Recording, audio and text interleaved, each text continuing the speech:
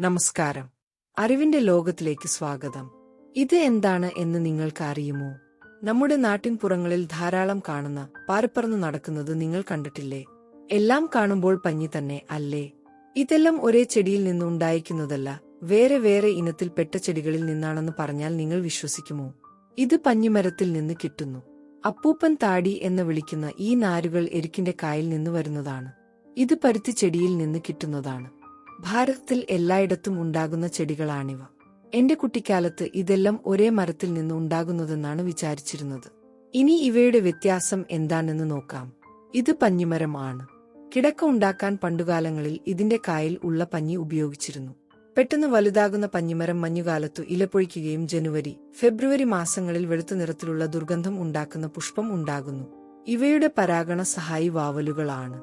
ധാരാളം തേൻ ഈ പുഷ്പങ്ങളിൽ ഉണ്ടാകാറുണ്ട്. ഇലകൾ വീണ്ടും ഉണ്ടാകുന്നതിന് മുമ്പേ ഇവ കായ്ച്ചു തുടങ്ങുകയും ചെയ്യുന്നു. ചിലപ്പോഴെല്ലാം ഈ കായ്ക്കളുടെ ഭാരം കാരണം കൊമ്പുകൾ ഒടിയാറുണ്ട്. ഈ കായ്ക്കൾക്ക് ആ മരത്തിന്റെ തടിയേക്കാൾ ഭാരക്കൂടുതൽ ആയിരിക്കും. ഈ കായ്ക്കൾ ഉണങ്ങുമ്പോൾ ആണ് പറിച്ചെടുക്കുന്നത്. ഇതിന്റെ തോട് പൊട്ടിച്ചാൽ അതിൽ അടുക്കി വച്ചിരിക്കുന്നത് പോലെയുള്ള പഞ്ഞി കാണാം. 200-ലധികം വിത്തുകൾ ഒരു കായിൽ ഉണ്ടാകാറുണ്ട്. കായ്ക്കൾ പൊട്ടിച്ചെടുക്കുന്നില്ലെങ്കിൽ അവ തനിയെ പൊട്ടി ആ പരിസരത്തെല്ലാം പഞ്ഞി വിതറിക്കിടക്കുന്നത് കാണാം. ഈ പഞ്ഞി വിത്ത് വിതരണത്തിന് സഹായിക്കുന്നതാണ്. വിത്ത് മാറ്റി എടുത്ത പഞ്ഞി കൊണ്ട് കിടക്കകളും തലയണകളും ഉണ്ടാക്കുന്നു. ഇത് കത്തിപ്പിടിക്കാനുള്ള സമയ കൂടുതൽ കാരണം ലൈഫ് ജാക്കറ്റുകൾ, ഇൻസുലേഷൻ, എണ്ണ തുടച്ചു നീക്കുന്നതിനും ഉപയോഗിക്കുന്നു. പഞ്ഞിമരത്തിന്റെ തടി കനം കുറവായതുകൊണ്ട് ബോട്ട് നിർമ്മാണത്തിന് ഉപയോഗിക്കാറുണ്ട്.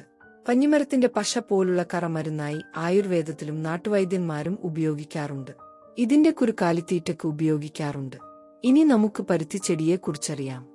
പരുത്തിച്ചെടിയിൽ നിന്നാണ് വസ്ത്രങ്ങൾ നെയ്യാനുള്ള നൂൽ ഉണ്ടാക്കുന്നത്. ഹോസ്പിറ്റലുകളിൽ ഉപയോഗിക്കുന്ന പഞ്ഞി പരുത്തിച്ചെടിയിൽ നിന്ന് ഉണ്ടാക്കുന്നതാണ്. ഭാരതത്തിൽ വസ്ത്രങ്ങൾ നിർമ്മിച്ചതിന്റെ തെളിവുകൾ മോഹൻജൊദാരോ-വിലെ ഖനനത്തിൽ നിന്നു ലഭിച്ചിട്ടുണ്ട്. അത്രയും പഴകിയ നിർമ്മാണ കലയാണ് വസ്ത്രനിർമ്മാണത്തിൽ ഭാരതത്തിനുള്ളത്. പരുത്തിച്ചെടി അധികം ഉയരം വെക്കാത്ത കുറ്റിച്ചെടി ഇനത്തിൽ പെട്ടതാണ്. ഇതിൽ മഞ്ഞ നിറത്തിലുള്ള പൂവും പിന്നീട് അത് കായും ആകുന്നു. കായ ഉണങ്ങുമ്പോൾ പഞ്ഞി ഉണ്ടാകുന്നു. പരുത്തിക്കുരു കൊണ്ട് എണ്ണയും കാലിത്തീറ്റയും ഉണ്ടാക്കുന്നു. പരുത്തിച്ചെടി കൃഷി ചെയ്യുമ്പോൾ വെള്ളം ധാരാളം വേണം. വസ്ത്രങ്ങൾ നിർമ്മിക്കാനും വ്യാവസായിക അടിസ്ഥാനത്തിൽ നൂൽ നിർമ്മാണത്തിനും പരുത്തി ഉപയോഗിക്കുന്നു. വ്യത്യസ്ത തരം ഫാബ്രിക്കുകളായ മസ്ലിൻ, ഡെനിം, ഫ്ലാനെൽ, ടെറിക്ലോത്ത് എന്നിവ പരുത്തി പഞ്ഞി കൊണ്ടാണ് ഉണ്ടാക്കുന്നത്. ഇത് അപ്പൂപ്പൻ താടി എന്ന് വിളിക്കുന്ന മിൽക്കി വീഡ് ഉണ്ടാകുന്ന എരിക്ക് ആണ്. എരിക്കിന്റെ ഔഷധ ഗുണം പറഞ്ഞാൽ തീരില്ല. പൂവ്, കായ, വേർ, ഇല, തണ്ട്, കറ എന്നിങ്ങനെ എല്ലാ ഭാഗങ്ങളും ഔഷധ നിർമ്മാണത്തിന് ഉപയോഗിക്കുന്നു. എരിക്ക് അധികം ഉയരം വെക്കാത്ത ചെടിയാണ്. ഇതിന്റെ കായക്കുള്ളിലെ വിത്തിൽ നിന്നാണ് വെളുത്ത നാരുകളോടുകൂടിയായ അപ്പൂപ്പൻ താടി ഉണ്ടാകുന്നത്.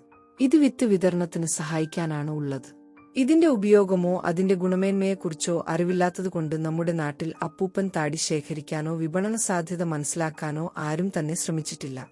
ഇതിന്റെ ഉപയോഗങ്ങൾ എന്തൊക്കെയാണെന്ന് നോക്കാം. തീരെ കനം കുറവായതുകൊണ്ടും വെള്ളത്തിൽ പൊങ്ങിക്കിടക്കുന്നത് കൊണ്ടും ജീവൻരക്ഷ ഉപകരണങ്ങളായ ലൈഫ് ജാക്കറ്റുകൾ, ബോട്ടുകൾ, മറൈൻ സുരക്ഷാ ഉപകരണങ്ങൾ എന്നിവ നിർമ്മിക്കാനും ചൂട് കടക്കുന്നത് തടയുന്നതിനാൽ തണുപ്പുള്ള കാലാവസ്ഥയിൽ ചൂട് നിലനിർത്താൻ സഹായിക്കുന്ന താപ ഇൻസുലേറ്റർ ആയും ഉപയോഗിക്കുന്നു.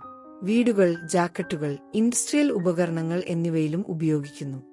ദ്രാവക രൂപത്തിലുള്ളതിനെ എളുപ്പത്തിൽ വലിച്ചെടുക്കാൻ ശേഷിയുള്ളതുകൊണ്ട് ഓയിൽ സ്പിൽ ക്ലീനപ്പ്, ക്ലീനിംഗ് ഉപകരണങ്ങൾ, സാനിറ്ററി ഉൽപ്പന്നങ്ങൾ നിർമ്മിക്കാനും ടെക്നിക്കൽ ടെക്സ്റ്റൈൽസുകളിൽ ഉപയോഗിക്കുന്ന ഫിൽട്രേഷൻ, കോമ്പോസ്റ്റ് മെറ്റീരിയലുകൾ ഉണ്ടാക്കാനും കാട്ടൺ, ജൂട്ട്, ഹെംപ് എന്നിവയുമായി ചേർത്ത് ഫാബ്രിക് ബ്ലെൻഡുകൾ ആയും ഉപയോഗിക്കുന്നു.